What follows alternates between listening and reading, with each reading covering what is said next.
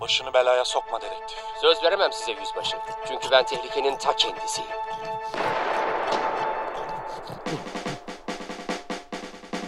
Wow, inanılmaz bir filmdi. Hollywood bu işi gerçekten biliyor. Bir şey diyeyim mi size?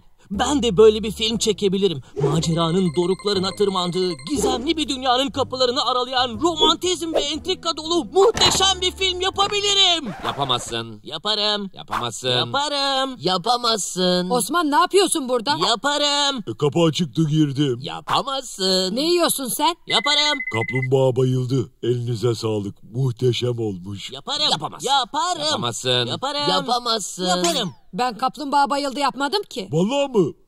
İşte kaplumbağa bayıldı. Peyami baba. Ne oldu bana? Pardon Peyami baba, seni yemişim yanlışlıkla. Ver elini öpeyim.